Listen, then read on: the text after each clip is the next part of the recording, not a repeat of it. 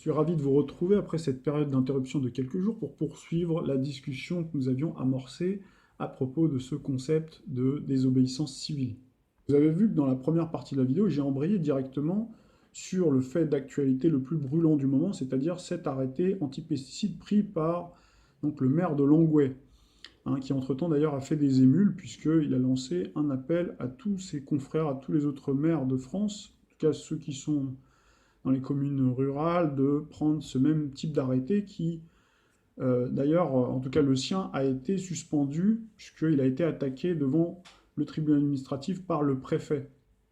Alors c'est vrai que dans un premier temps, je m'attendais moi à un petit commentaire de la part d'un, pourquoi pas d'un étudiant en droit ou d'un spécialiste du droit administratif qui m'aurait dit, mais Yanis, vous allez peut-être un peu vite en besogne de qualifier donc un arrêté municipal d'acte de désobéissance civile. Vous y allez un peu fort, puisque après tout, les maires en prennent chaque année des centaines, hein. Enfin, il y a des centaines d'arrêtés qui sont pris, et il y en a même certains qui sont contestés devant le tribunal par les préfets, et ça n'en fait pas pour autant des actes de désobéissance civile. Mais là, effectivement, il y a tout un contexte qui fait que les maires, en fait, n'en peuvent plus. Donc on a expliqué qu'il y avait tout un historique, ou du moins on en a dit quelques mots, mais on pourrait y revenir très sommairement.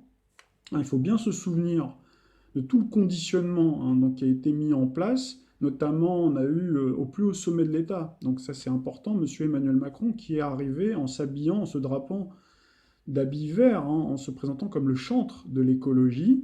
Vous vous souvenez d'ailleurs dans la précédente vidéo sur l'argent ne se mange pas, je vous ai diffusé le petit extrait où on le retrouvait dans les bureaux de WWF le 9 février 2017, c'était en campagne présidentielle, donc il n'était même pas encore assis sur le trône élyséen, où il se présentait comme vraiment le chantre de l'écologie. C'était un peu, vous allez voir ce que vous allez voir, c'était un projet de civilisation.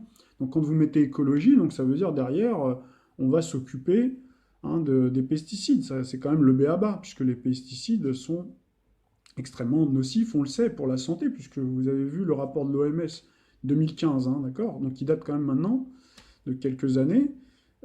Et voilà, en plus, il est venu avec une armada, ou en tout cas avec Monsieur Nicolas Hulot, donc qui normalement, avec ses petits bras verts musclés, était censé en venir à bout de ce glyphosate et de tous les perturbateurs endocriniens et tous les problèmes inhérents aux animaux, etc. Puis bon, vous avez vu ce qu'il en est advenu. Puis vous avez vu après le nouveau ministre de l'écologie, c'est pire, Monsieur de Rugy, avec les affaires, sans compter toutes les affaires qu'ils ont aux fesses, donc ça fait beaucoup. Et puis vous voyez que rien n'avance. Et de l'autre côté, paradoxalement, on a tout ce tapage médiatique, donc sur, bien sûr, alors le climat, l'urgence climatique, voilà, le CO2, etc.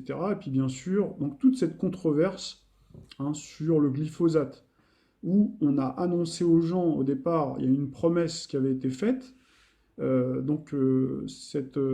glyphosate-là, en fait, n'aurait pas son mandat renouvelé, justement grâce à M. Hulot, grâce à M. Macron, etc. Puis finalement, les gens tombent des nues, les gens sont déçus, sont douchés dans l'enthousiasme qu'ils avaient, dans les espoirs qu'ils avaient fondés. Et ça, j'ai pu le percevoir au travers des écrits que nous, on avait produits dès 2017, dès le mois de juin. On avait bien dit que M. Nicolas Hulot non seulement démissionnerait, ne ferait rien, etc.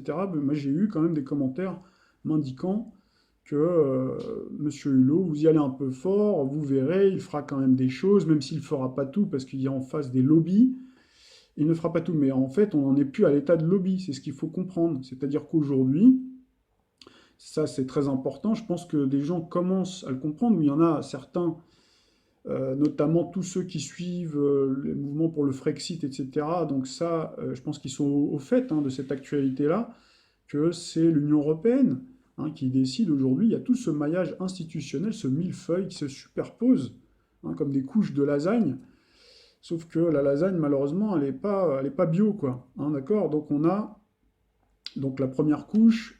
Donc ça, c'est ce que l'on voit, c'est justement nos gouvernements, quoi. Nos gouvernants. Donc ils sont censés justement œuvrer dans l'intérêt général, d'accord? Puis ensuite, ce qu'on ne voit pas, ou en tout cas ce que beaucoup de nos compatriotes ne voyaient pas et peut-être sont en train de voir aujourd'hui, c'est derrière, on a ce maillage avec donc l'Union européenne où il y a eu tout ce transfert de souveraineté donc du côté de l'Union européenne qui prend les décisions. Et puis derrière encore, vous avez toutes les multinationales qui ne sont pas juste de simples lobbies. Ce sont elles, en réalité, qui décident, qui impulsent donc les lois qui sont prises par la Commission européenne qui est le cœur nucléaire avec la Banque centrale européenne, et avec voilà, une philosophie qui est de faire de l'hyperproductivisme. Après, il y a des mesures cosmétiques, ça et là, les mesures cosmétiques écologiques, bien sûr, donc qui laissent penser que l'Union européenne, qu'elle est écolo. D'ailleurs, quand vous achetez des produits dans le commerce, hein, vous voyez souvent un label Union européenne, etc. Donc tout ça pour vous donner l'impression, et puis en réalité, bon, ben, on se rend compte, vous voyez, que sur les enjeux majeurs, il n'y a rien qui se passe. Donc c'est pour ça que le maire, à un moment donné, pris en tenaille par le fait que le gouvernement, l'État ne fasse rien, avait dit qu'il ferait, finalement il ne fait pas. Donc là, il y a cette illusion, voilà, cette désillusion. Donc là, vous avez un maire qui se dit, ben moi, avec mes petits moyens, parce que voilà, un maire n'a pas toutes les prérogatives, mais il a quand même un petit pouvoir, c'est justement ce pouvoir de police, donc il a utilisé, puis vous voyez que malheureusement, c'est cassé, donc l'État empêche, et vous avez par contre l'État qui est très malin, qui a communiqué là récemment par voie de presse pour dire, en gros, on va laisser la démocratie locale s'organiser, et puis on interviendra en dernier ressort, c'est-à-dire on jouera le rôle d'arbitre. Donc ça c'est bien joué, mais c'est de la com tout ça. En réalité, il sait très bien que sur le terrain, les gens sont divisés forcément. Les gens, à mis à part bien sûr la population, comme vous avez pu le constater, qui est derrière le maire, et on a une solidarité aussi qui se fait ailleurs, hein, bien sûr, puisque vous avez d'autres maires qui prennent aussi, qui suivent cet arrêté-là. Donc très bien, mais vous avez aussi de l'autre côté, et ça c'est pas des moindres, on en a parlé, les agriculteurs qui ne sont pas tous au même niveau. Il y en a certains, effectivement, là je rejoins Françoise qui me disait qu'effectivement, elle a vu sur Arte, donc je crois que oui, c'est sur Arte une émission qui présentait donc une collaboration, même avec certains députés, puisqu'il y a quand même des gens encore très bien, qui essayaient de faire un travail de longue date pour sortir justement de ce modèle économique, donc imposé par l'Union européenne notamment. Voilà, donc ce modèle qui impose d'utiliser des pesticides à outrance pour faire de l'hyperproductivisme, pour rentrer après dans les quotas, pour après bénéficier des subventions, etc., pour être ensuite recevable au niveau de la grande distribution. Vous avez vu, c'est tout un circuit, quoi. Donc il y en a certains qui ont essayé d'emblée d'en sortir, comme les entreprises, qui ont anticipé sur le fait que les consommateurs n'accepteraient plus qu'il y ait de l'huile de palme, par exemple, hein, dans les produits, parce qu'on sait que l'huile de palme, comment c'est produit, c'est nocif déjà pour la santé, c'est nocif donc pour l'environnement, puisque pour planter des palmiers à huile, il faut d'abord déforester, etc., etc. Il y a les animaux aussi, on détruit l'écosystème, la biodiversité, etc. Donc il y a certaines entreprises qui ont anticipé, je suis d'accord, mais elles restent encore marginales, sinon on ne serait pas en train d'en discuter. Donc vous voyez bien, donc là c'est vraiment par dépit que vous voyez donc le maire, et vous voyez même là c'est un cri d'alarme, quoi. L'État m'empêche de protéger ma population, dénonce le maire. Donc là, vous voyez, et donc là on est bien dans le cas d'espèce de désobéissance civile, c'est-à-dire ou du moins on est en marge, c'est-à-dire qu'on utilise encore certaines armes juridiques, donc c'est un acte aussi politique très fort, donc pour dire finalement que l'État est contre le peuple. Donc là, c'est très grave. Donc là, on est quand même, vous voyez, on est de plein pied donc dans cet acte de désobéissance civile, en tout cas qui se caractérise cette fois-ci sous la forme juridique, avec un élu du peuple, un élu en tout cas local, et des élus locaux qui prennent ces arrêtés-là. Alors après, il faut regarder, bien sûr, dans le détail, hein, comme je vous l'ai expliqué, on pourrait faire autrement, mais il y a cette urgence créée, cet électrochoc créé par Uranus, ce tapage médiatique incessant qui vous prend à la gorge pour tous ceux en tout cas qui n'ont pas anticipé, donc là on parle bien de l'anticipation Uranus, la planète qui gouverne le Verseau qui est le signe du futur, de l'anticipation. Eux ont anticipé, donc nos élites, etc., tous ceux qui sont dans les plans, là-haut, ils ont anticipé toute cette séquence-là, vous pensez bien. Mais par contre, sur le plan local, malheureusement, beaucoup de gens n'ont pas anticipé, et donc on se retrouve ben, voilà, avec le couteau sous la gorge. Donc là, on retrouve bien le côté tranchant d'Uranus. Uranus, comme vous le savez, a été découverte. Hein. Donc à l'époque, on a eu, quelques temps après, on a eu la Révolution française avec le couperet, hein, donc la guillotine. Donc là, on est bien... Non, je vous prends cette image-là pour vous dire, voilà, on est bien un peu au pied du mur, avec Uranus dans le signe du taureau, le signe lié à la ruralité, à la nature, donc lié à l'agriculture, lié à l'élevage, etc. Donc là, il y a une véritable difficulté. Petit coup d'œil à la carte du ciel du 30 août 2019 à 12h38 au moment de la formation de la nouvelle superlune dans le signe de la Vierge. Vous avez toute cette escorte planétaire dans le signe de la Vierge avec le transit à partir du 23 donc du Soleil dans le signe de la Vierge. On a eu également quelques jours auparavant, le 19 août, Mars dans le signe de la Vierge. Donc là, vous avez ce amas planétaire, et la Vierge, vous le savez, c'est un signe qui est lié, très attentif en tout cas à la salubrité, à l'hygiène, qui est soucieux de l'environnement. C'est le signe aussi qui est lié au service public, qui est lié aussi à la santé, avec cette opposition notamment avec Neptune qu'on retrouve en Poisson. Donc l'axe Poisson-Vierge, hein, ça représente bien la santé. Et on a bien l'idée de service public avec le Soleil qui représente le maire ici. Et on a la Lune qui représente le peuple, la population, donc aux côtés de son maire. Donc on a cette conjonction-là. On a Mars qui peut symboliser le courage, puisque d'ailleurs vous avez vu les titres de la presse, le maire courage, puisque Mars c'est le signe, la planète qui gouverne le signe du Bélier. Et le Bélier, vous le savez, c'est un signe téméraire, c'est un signe justement courageux, brave. Donc là, on a bien cette conjonction-là. On a Mercure également qui peut symboliser l'arrêté, donc pris alors avec la radicalité d'Uranus dans le signe du Taureau, pris à la fois de manière assez prompte, en tout cas en apparence, avec Mars. Donc il y a une réaction, et en même temps, on a un acte aussi qui peut être réfléchi avec Saturne, Pluton. Hein, Saturne aussi qui est la planète de la loi. Donc, puis Pluton, et ensuite on a, vous voyez, Pluton, il y a une dissonance. Donc là, la dissonance, Pluton, c'est justement les puissances d'argent, donc il peut expliquer. Hein, vous savez que Pluton, c'est alias Hadès, hein, donc le maître des mondes souterrains, qui dans l'opacité, en réalité, en occupant le Capricorne, hein, donc vient en fait derrière justement ce maillage institutionnel dont on a parlé, donc représenté par le Capricorne, donc qui représente bien la bureaucratie, qui représente bien l'Union européenne, c'est pour aller très court, hein, avec donc notamment l'euro qui est entré en vigueur les 1er janvier 1999 et 2002. Donc là, on retrouve bien, vous voyez, une dissonance donc qui montre bien cette attaque finalement sur cet arrêté qui a été pris, quoi. Le côté fin stratège, donc qui pousse aussi les gens finalement à aller à être borderline, si vous voulez, à les pousser dans les retranchements pour justement atteindre cet objectif-là, hein, l'objectif dont on a déjà parlé et sur lequel on va revenir, qui est le même finalement que celui qu'on a vu pour les Gilets jaunes, hein. Donc je vous avais expliqué que tout a été mis en œuvre pour faire sortir les Français dans la rue, pour les exciter, pour les énerver, pour les mettre en colère, bien sûr par des actes politiques très forts, notamment la montée du prix de l'essence, ça c'était pour les Gilets jaunes.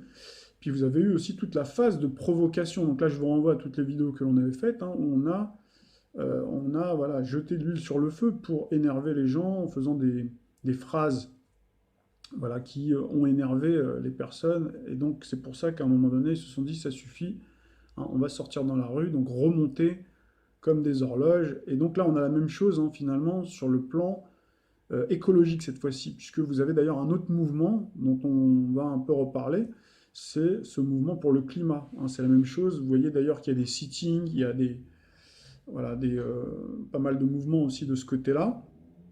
Et donc ça aussi, ça participe aussi au fait qu'il n'y a rien qui bouge. Ça aussi, ça expliquerait que le maire, vous voyez, finalement, il est poussé à la fois par sa population, mais également par les mouvements de foule. Et donc là, on retrouve bien aussi Neptune.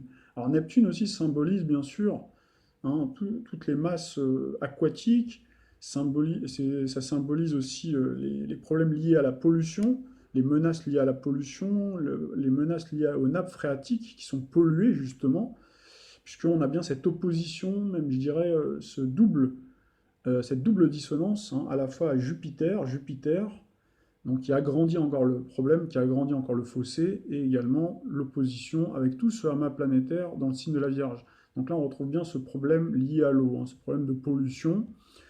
Et on a également Jupiter, donc qui accroît le problème. Jupiter aussi, qui est la planète qui symbolise, hein, bien sûr, la politique, hein, puisque là, on retrouve bien l'acte politique qui a pris de l'ampleur, qui a pris une grande ampleur, qui a suscité aussi l'émotion dans l'opinion publique. Donc là, on a bien l'opinion publique symbolisée par la Lune, mais on a également la désillusion. Vous voyez, Jupiter-Neptune, la grande désillusion de ceux parmi toutes ces personnes-là, puisqu'il y en a qui sont lucides, puisqu'il y en a qui ont retrouvé une certaine lucidité avec tous les éléments terrestres, les éléments Terre, pardon, hein, donc des planètes qui sont dans le signe de Terre, avec là ce amas en Vierge, signe de Terre, Uranus qui est dans le signe du Taureau, signe de Terre, et Saturne, Pluton en Capricorne. Saturne qui symbolise d'ailleurs la vérité implacable avec Pluton, où on ne triche pas, où donc certaines personnes, beaucoup de plus en plus, prennent conscience avec Uranus, donc ils réveillent les consciences de personnes qui se disent ah ouais, là l'État vraiment il est vraiment avec les puissances d'argent, quoi. J'avais du mal à y croire. J'ai vu d'ailleurs passer des messages où beaucoup de gens disaient dire qu'on était complotiste, etc. Bah là, vous voyez, tout commence à apparaître au grand jour, quoi. Puis vous avez par contre, de l'autre côté, des gens qui restent peut-être à l'écart de tout ça, qui restent dans la désillusion, qui restent dans une espèce de candeur, puisque vous avez Jupiter, en fait, qui est dans le signe du Sagittaire, donc qui est le signe de l'optimisme, hein. Qui voit les choses un petit peu en grand, qui voit les choses de loin, qui ne regarde pas dans le détail, contrairement à la Vierge, qui ne regarde pas la souffrance aussi sociale, qui ne regarde pas la souffrance humaine, qui ne regarde pas toujours, même si le Sagittaire, attention, hein, ceux qui m'écoutent qui sont Sagittaires, je sais que vous pouvez être généreux, etc. Là, je parle vraiment sur un plan global, hein, sur un plan général. Donc, le Sagittaire, c'est le signe qui est optimiste, c'est le signe qui va voir les choses de manière synthétique, en grand. Et puis, c'est toujours un petit peu jusqu'ici, tout va bien, quoi. Voilà. Et donc, par contre, le poisson, justement, il est beaucoup dans l'empathie, il est beaucoup dans le sacrifice. Et d'ailleurs, on retrouve bien, d'ailleurs, là, je vous ai parlé donc de ce problème lié à la pollution de l'eau, lié justement à cet arrêté anti-pesticides. Mais on a également, concomitamment à tout ça, on a également les urgentistes, hein, qui font le pied de grue, qui font la grève aussi, hein. Depuis le milieu du mois, notamment, ils ont repris. Donc là, on retrouve bien aussi la souffrance, hein, au travail. Là, on a déjà fait une vidéo là-dessus. Donc vous regarderez sur la chaîne. On a déjà parlé de ce sujet-là pour expliquer que l'hôpital est malade lui-même, hein. Les gens dans le service hospitalier sont eux-mêmes en souffrance. Donc c'est difficile de prendre en charge des gens en souffrance quand on leur retire les moyens financiers, moyens humains. Donc vous comprenez pourquoi, quand vous allez aux urgences aujourd'hui, vous êtes surchargé, enfin vous avez du mal à passer, vous restez, malgré la souffrance que vous pouvez avoir, hein, vous restez des heures à attendre, voire parfois avec des erreurs, etc., qui peuvent être faites aussi, puisque les personnes sont rincées. Donc là, on retrouve bien le côté rincé avec Neptune. Et puis on a également, on peut rajouter les pompiers, hein, également, d'ailleurs, avec Mars, qui symbolise bien le guerrier du feu, hein, donc qui va au feu, qui va au charbon, et donc qui manifestait là récemment, au moment où on a eu le G7, du côté de Biarritz, hein, je vous montrerai tout à l'heure si on a le temps les images, on a eu les pompiers qui ont allumé symboliquement un brasier pour dire oui, vous vous occupez de sauver le monde, de sauver la planète, de sauver la forêt d'Amazonie, donc qui était en train de brûler, etc. En tout cas, c'est ce qu'on nous a montré. Vous savez, avec les médias, aujourd'hui, on peut faire ce qu'on veut. Et donc là, on parle bien de Jupiter, justement Jupiter qui parle bien d'élargir, hein, c'est la planète du monde, hein, donc dans son domicile en Sagittaire, donc il parle bien du monde, mais vous ne vous occupez pas de nous. Donc là, on ressent le côté abandonné. Enfin, on avait parlé de l'abandon des animaux, donc là, les gens se sentent abandonnés. Vous voyez, finalement, animal, humain, même combat. Hein, les gens se sentent dépités. Hein. Donc là, on a les pompiers, vous voyez, qui sont censés justement éteindre les feux, en ont allumé un pour alerter, pour attirer l'attention. Donc là, à chaque fois, ce feu-là aussi, c'est important symboliquement, puisque le feu, on a eu des actes comme ça de gens désespérés qui se sont immolés, hein, qui ont été jusqu'à s'immoler. On a eu, chez France Télécom, on a eu près des pôles emploi aussi il y a quelques années. Je crois que c'était en 2013 de mémoire, on avait couvert ces tristes événements sur le blog. Donc voilà la situation dans laquelle on est. Et donc là, Jupiter en Sagittaire, bien sûr, hein, symbolise bien le pouvoir politique, l'exécutif. L'exécutif avec monsieur, bien sûr, Emmanuel Macron, qui est du signe du Sagittaire.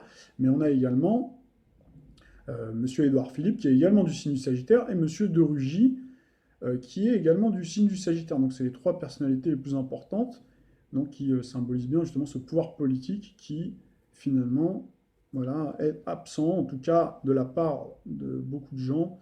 Ils ont cette impression-là d'être abandonnés, que l'État finalement les ignore, ne répond plus. Et voilà, alors qu'en réalité, il y a des subtilités qu'on a rappelées. Alors c'est vrai que j'aurais pu aller encore beaucoup plus loin, je pense que vous le ferez vous-même, hein, en tout cas les passionnés d'astrologie, hein, donc vous direz très probablement que Jupiter aussi a cette fonction-là de protéger, hein. Et d'ailleurs, j'aurais pu commencer par là en disant que le maire a pris cet acte de protection, donc Jupiter en Sagittaire, même en dissonance, surtout même mal relié aux planètes qui sont en Vierge. La Vierge, c'est le signe de la sécurité, donc qui est là pour protéger, hein, la population, hein.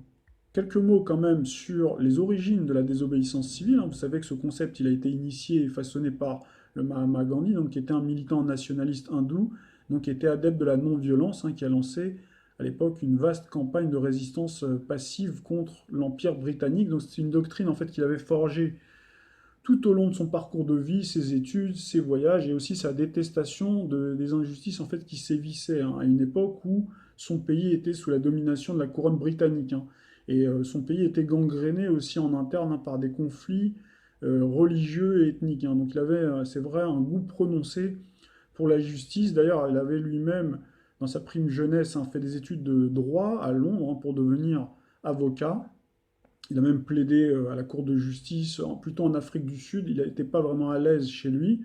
D'ailleurs, en Afrique du Sud, où il y avait une forte communauté indienne, et à cette époque-là, donc, il découvre déjà l'horreur, hein, de l'apartheid, les humiliations racistes de la part des Blancs, donc, où il devait descendre, par exemple, des compartiments de train, etc.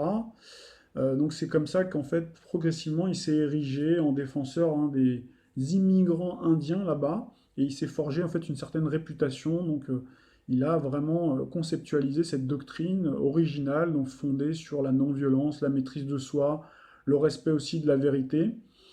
Donc voilà, donc c'est une véritable idée innovante, donc la désobéissance passive, collective, donc qui lui a permis finalement de lutter à la fois contre les discriminations et puis de remporter des succès assez importants face au gouvernement britannique, mais au prix quand même de ses jours, hein, en prison, hein. Donc c'est vrai qu'après à son retour en Inde en 1915, hein, il a joui d'une certaine réputation, on l'appelait la Grande Âme. Donc c'est pour vous dire, donc Gandhi donc, a poursuivi ses actions avec encore plus de force, de détermination, et il a préconisé la non-participation et le boycottage des produits anglais, hein. Il a prescrit même la grève de l'impôt déjà, vous voyez. Et donc c'était dans certains districts, dans certaines régions de l'Inde. Voilà, toutes ces affaires, après, elles se sont faites souvent dans la violence, malgré tout, même s'il a prôné la non-violence. Il y a eu des drames, il y a eu certaines violences, malgré tout. Malgré toute sa volonté farouche, hein, d'être pacifique, d'être non-violent. Il a même été jusqu'à faire la grève de la faim pour arrêter certaines violences, hein. Et donc il est quand même parvenu à certains résultats. Il a même obtenu lui-même, à titre personnel, hein, le statut de martyr. Alors avant de jeter un rapide coup d'œil à la carte du ciel du Mahatma Gandhi, vous avez déjà sous les yeux ses coordonnées de naissance. Il faut garder en tête que symboliquement, le concept de désobéissance civile aura pris naissance finalement, officiellement, le 17 mars 1930. C'était au moment de la marche du sel, donc sous le signe du poisson, donc qui est un signe réputé pour sa passivité, sa spiritualité et par extension son pacifisme, hein, mais aussi la notion de don et de sacrifice de soi. Et c'est exactement ce qui s'est passé lors de cette marche du sel, hein. Il y a 50 000 marcheurs qui se sont dirigés justement sur des marais salants qui étaient sous monopole donc de l'Empire britannique. Donc c'était plus que symbolique, hein, parce qu'avec le sel on fait beaucoup de choses. Et donc, arrivé sur place, vous avez les 50 000 marcheurs qui vont ramasser du sel, qui vont aller récolter du sel sur la plage, et vous avez l'armée carrément qui ouvre le feu, qui tue des dizaines de manifestants. Et tout au long de la marche, en fait, Gandhi avait diffusé une liste de règles spirituelles, de comportements non violents, donc qui ont été scrupuleusement respectés ce jour-là. Et les manifestants, en fait, n'ont pas résisté. Et finalement, les soldats, devant cette non-résistance, en fait, ont arrêté de tirer. Alors forcément, il y a eu des sacrifices, donc c'est en ce sens-là qu'on retrouve bien, donc on retrouve malheureusement donc, des morts, hein, donc à cette époque-là. Et donc vous avez aussi, on peut rajouter un peu plus tard, donc le 8 août en 1942, les Britanniques, hein, qui sont engagés bien sûr dans le conflit de la Seconde Guerre mondiale face aux Allemands, aux Japonais. Il y a Gandhi qui en profitera pour lancer un mot d'ordre, hein, donc de quitter l'Inde. Et à ce moment-là, donc forcément, il a une aura qui est très importante, donc il sera incarcéré, puisque forcément, il est source de troubles à l'ordre public. Donc il se retrouvera de nouveau en prison. Et donc il y a aussi là, encore une fois, cette désobéissance, hein, donc, qui est suivie par voilà, des millions d'Indiens. Et donc ils vont boycotter, donc il y aura des grèves, bien sûr, tout est un petit peu mélangé, hein. Donc on a des grèves, on a des manifestations et on a de la désobéissance civile. Donc lui-même sera libéré en mai 1944, donc au terme de la Seconde Guerre mondiale, vous avez les Britanniques, donc ils sont résignés et donc ils vont se retirer en fait, hein, du continent indien. Donc vous aurez ensuite, hein, l'Union indienne, donc, qui célèbre son indépendance le 15 août, donc sous le signe du lion. Vous voyez d'ailleurs sous les yeux que Mahatma Gandhi, donc, qui est né le 2 octobre, hein, 1869 à 7h12 à Port-Bandar, donc il est balance, ascendant balance, avec une lune en lion d'ailleurs, hein. Donc le 15 août 1947, donc là on a l'indépendance. Alors voici donc la carte du ciel du Mahatma Gandhi. Donc nous avons un soleil dans le signe de la balance en maison 12, la maison 12 qui est liée donc à l'ascèse, la spiritualité, qui est en analogie avec le poisson qui est le 12e signe du zodiaque, hein, le signe de la spiritualité, un signe pacifiste, on l'a rappelé, de la non-violence. Et vous avez Vénus, maître de la balance, qui est dans le signe du scorpion, en conjonction avec Mars. Mars, le guerrier. Donc le scorpion, c'est vraiment le signe de la force intérieure, hein, d'accord? Donc ça montre que même si c'était quelqu'un de pacifique, c'était quand même quelqu'un qui était doté d'une force intérieure qui était très puissante, notamment avec l'opposition à Pluton et Jupiter en taureau. Vous voyez, finalement, on retombe sur le côté taureau, hein, donc on a en ce moment. Donc il est marqué par le taureau qui est le signe, vous le savez, de l'agriculture, de l'économie, de l'argent aussi, puisqu'on a Vénus, hein. D'ailleurs, il a appelé au boycott des produits britanniques. Donc ça veut dire qu'il avait aussi le sens, hein, de la stratégie, même si c'était quelqu'un qui était effectivement pacifiste. Donc là, on retrouve le côté jusque-boutiste, hein, aussi, hein. Donc le grand justicier, puisque vous savez que Pluton, hein, Pluton alias Hadès, c'est un des grands justiciers de la mythologie grecque. Donc c'est dans le combat, mais un combat qui est plutôt intérieur, donc qui lui a permis finalement, voilà, de remporter donc toutes ces victoires, hein. Donc ça lui a donné, avec tous ces mastodontes-là, avec d'ailleurs Jupiter, Pluton qui est en 7 comme le signe de la balance. Donc là on a bien une résonance, hein, avec le septième signe du zodiaque. Donc il lui a donné cette force, cette puissance pour emmener son peuple avec lui pour se libérer, lui et son pays. Alors après peut-être qu'il y avait derrière, il y a toujours, hein, peut-être des forces qui ont poussé à ça, hein, puisqu'on a toujours avec Pluton, il faut toujours garder, avec le Scorpion, il peut y avoir des forces derrière qui ont poussé justement à cette désobéissance, puisqu'il faut quand même garder à l'esprit que derrière les vagues d'indépendance, hein, de tous les pays, qui ont commencé d'ailleurs à cette époque-là pour se poursuivre ensuite dans les années 60, hein, ça a été voulu ça aussi, hein, par bien sûr, hein, les États-Unis, la nouvelle force émergente, donc ils voulaient un nouveau partage du gâteau, puisque en fait vous aviez les anciennes puissances coloniales, donc l'Empire britannique bien sûr, et la France, hein, qui étaient les puissances coloniales du 19e siècle. Et là on était au début du 20e siècle, et on voyait 1930, donc la marche du sel, donc comme par hasard 1930 c'est donc prélude, hein, à la découverte, ou plutôt consécutive à la découverte de Pluton. Un mois plus tard, puisqu'on avait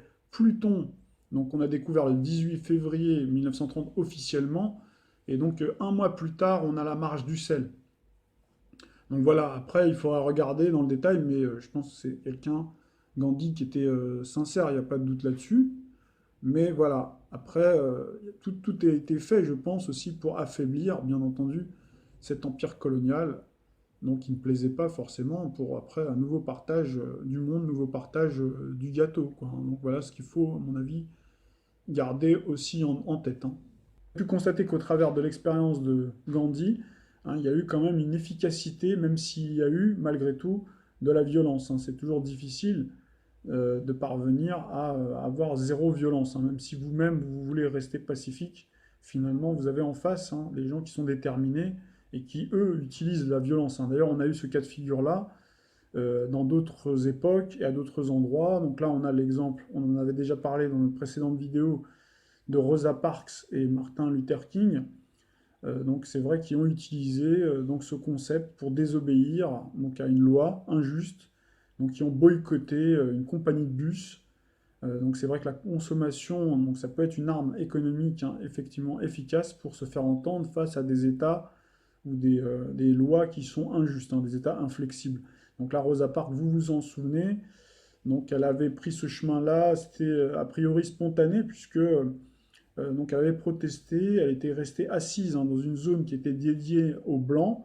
On lui avait demandé de se lever et ce jour-là, en fait, on en a eu ras-le-bol de cette ségrégation raciale. Je pense qu'elle devait être aussi vraisemblablement épuisée, fatiguée de sa journée, épuisée aussi moralement de subir sans arrêt des injonctions, de devoir se rabaisser. Donc là, il peut y avoir aussi la fierté aussi. Donc en plus laisser la place à un homme juste parce qu'il est d'une couleur différente. Donc ça l'avait conduite à se dresser contre cette injustice en restant assise et donc désobéir à la loi.